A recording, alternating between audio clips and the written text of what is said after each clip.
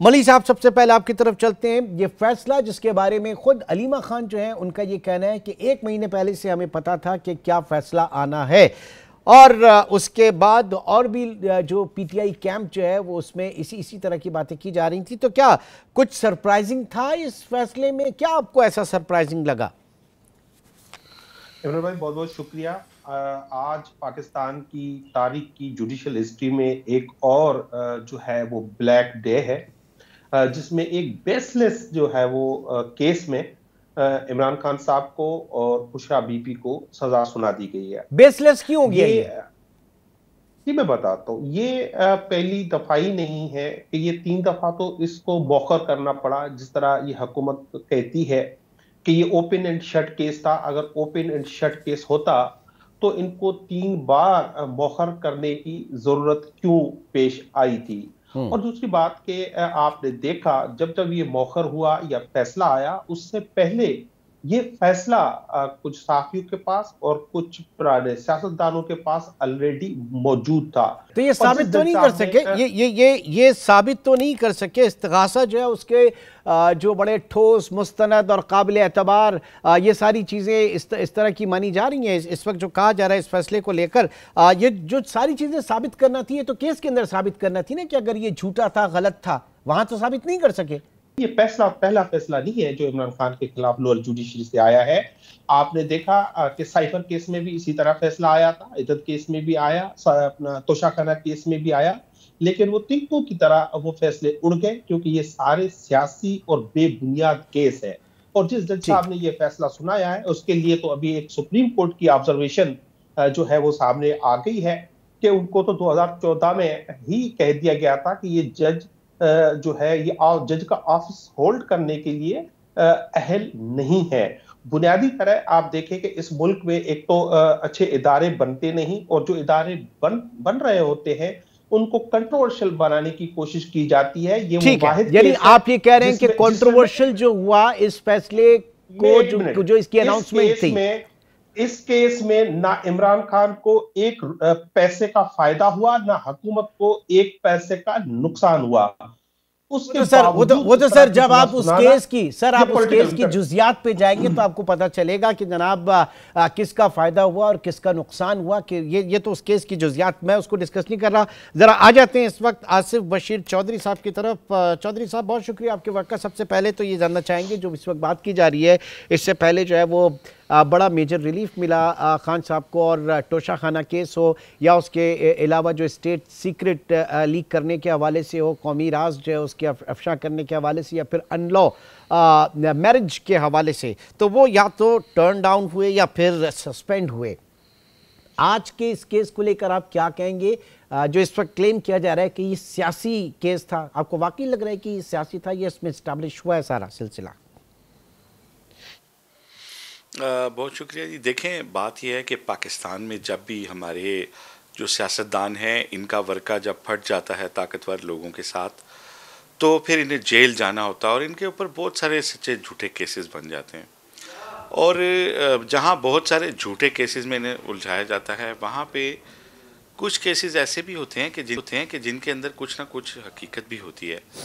और आज जिस केस का फैसला आया 189 मिलियन पाउंड वाला, जिसे हम 190 मिलियन पाउंड्स जनरली कहा जाता है, या अल कादर ट्रस्ट का केस कहा जाता है, ये वाकई में एक ऐसा केस है कि जिसमें इमरान खान साहब जो हैं उन्होंने काबीना से एक रियायत लेके दी एक प्रॉपर्टी टाइकून को, एक ऐसे फ़र्द को जिसको हर हुकूमत फेवर देती है, एक ऐसे फ़र्द को जिसके बारे में अपोजिशन में वो बड़ी सख्त बातें कहते होते थे, और वो कहते थे कि मैं देखूंगा कि मुझे कैसे ख़रीदेगा।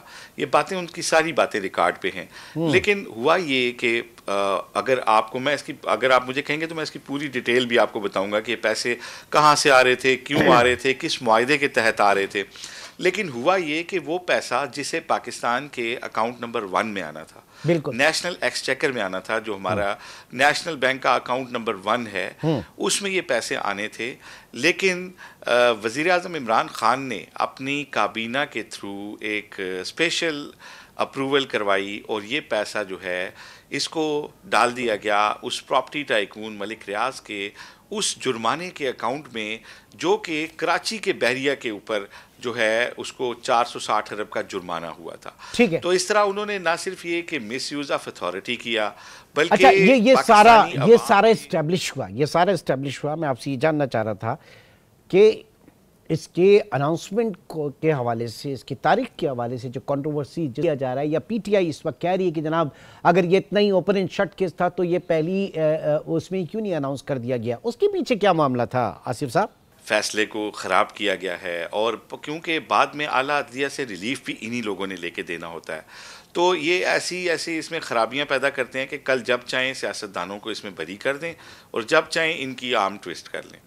तो मेरा नहीं ख्याल कि जज को कोई मुश्किल आ रही होगी फैसला सुनाने में, उसको पीछे से कहा जाता होगा कि ना सुनाओ। पहले उन्होंने एक बहाना लगाया कि सर्दियों की छुट्टियां, और भाई सर्दियों की छुट्टियां तो शेड्यूल्ड होती हैं, यकम जनवरी को पता होता है कि दिसंबर में सर्दियों की छुट्टियां कब से स्टार्ट होनी है, इस साल गर्मियों की छुट्टियां कब से होनी है। फिर कहा गया जी कि कोर्स पे चले गए हैं। तो ये सारा कुछ सियासी तौर पे किया गया और इस केस को सियासी बनाने की कोशिश की गई। हालांकि ये सियासी केस नहीं था, ये जनरली इमरान खान साहब की एक ऐसी बदइतदाली है कि अगर किसी टेक्निकल ग्राउंड पे कल आला अदालतें भी उन्हें छोड़ दें तो अल्लाह ताला की अदालत में और अपने ज़मीर की अदालत में वो ज़रूर शर्मिंदा रहेंगे कि उन्होंने वो पैसे जो पाकिस्तानी कौम के ख़जाने में आने थे वो उन्होंने उस वक्त एक प्रॉपर्टी टाइकून के अकाउंट में डाल दिए थे।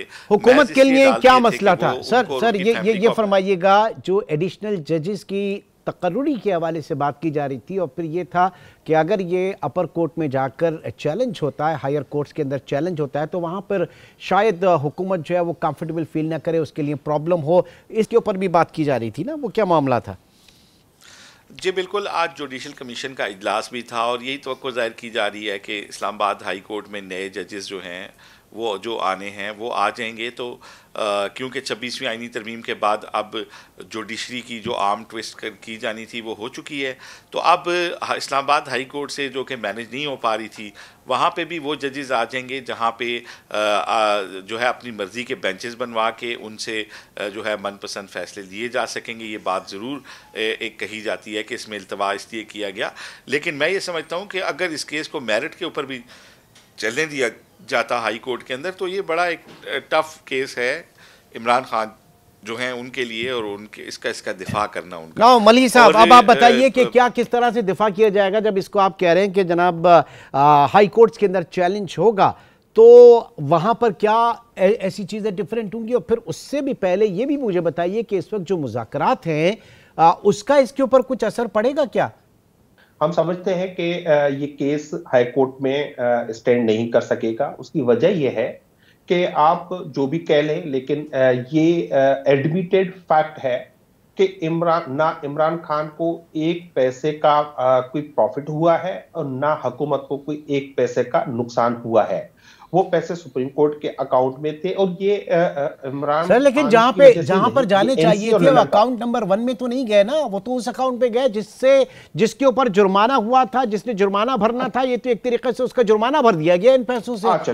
अच्छा मेरी बात सुने ना, ये इमरान खान ने उनसे कोई मुआहदा ना मलिक रियाज से किया था ना किसी और से किया था। ये एनसीए का और मलिक रियाज का मुआहदा था जिसके तहत नहीं, उसके बाद की जो सेटलमेंट सर, उसके बाद की जो सेटलमेंट, मैं ये बताइए ना, उसके बाद की जो सेटलमेंट थी वो एनसीए से तो आया, एनसीए से आया, वो हुकूमत पाकिस्तान के अकाउंट में आना चाहिए था ना, वो हुकूमत पाकिस्तान के अकाउंट में नहीं आया। देखिए मैं एक मिनट, मैं एक बात पूछनी चाह रहा हूं। देखिए अगर 30 सेकंड दे देंगे ना, मुझे 30 सेकंड दे देंगे तो मैं अपनी पॉइंट मेक कर पाऊंगा। चलें, ठीक है, आप अपना पॉइंट एस्टैब्लिश करें, फिर मेरे ख्याल से चौधरी साहब भी कुछ कहना चाह रहे हैं। जी, ये मुआहदा एनसीए और मलिक रियाज के दरमियान में था, वो पैसे सुप्रीम कोर्ट में आए, वो पैसे इस वक्त हुकूमत पाकिस्तान के पास है, इमरान खान के पास एक पैसा नहीं गया। अल कादर ट्रस्ट 1 साल पहले इस सारे मामले से पहले जो है वो बन चुका था, एस्टेब्लिश हो चुका था। उसमें इमरान खान ना उसको कोई बेच सकता है ना उसको किसी को कर सकता है, वो एक ट्रस्ट की प्रॉपर्टी है। लिहाजा ना हुकूमत को नुकसान हुआ ना इमरान खान को 1 रुपए का फायदा हुआ, तो कोई अक्यूर हुआ ही नहीं फाइनेंशियल बेनिफिट, तो ये केस सिरे से बनता ही नहीं है। चले आसिफ साहब, ये तो इनकी तरफ से बड़ा ओपन एंड शट केस हुआ। आसिफ साहब, ये तो इनकी तरफ से बड़ा ओपन एंड शट केस हुआ। फिर मैं एक सवाल पूछता हूँ। आज सुबह से मेरी जिन लोगों से बात हो रही है वो कहते हैं जी कि इमरान खान साहब का तो इससे तल्लुक ही नहीं है, ये तो मलिक रियाज का और एनसीए का एक मुआहिदा था। तो फिर मुझे ये बताएं कि इमरान खान ने वफाकी काबीना से क्या चीज़ मंजूर कराई? अगर इमरान खान साहब का कोई ताल्लुक नहीं है तो उन्होंने वफाकी काबीना के सामने वो खत कौन सा लहराया था और बाकायदा इल्जाम लगाया काबीना को गुमराह करने का। आपने अकाउंट अच्छा, और मेरी बात सुने, काबीना अगर वो कॉन्फिडेंट होते कि वो सही बात है तो काबीना में डिस्कस कराते, काबीना के एजेंडे के आइटम के ऊपर रखते, उसके ऊपर डिस्कशन होती, लोगों को पता होता कि किस चीज़ के ऊपर इन्होंने हमारी राय ली है। मेरा सवाल दूसरा है, ये तो आपको पता है कि अब तो ये एस्टेब्लिश हो चुका है कि पैसा तो पहले ही मंगवा लिया गया था, ये तो एक आई वाश था ताकि कागजी कार्रवाई का पेट भरा जाए।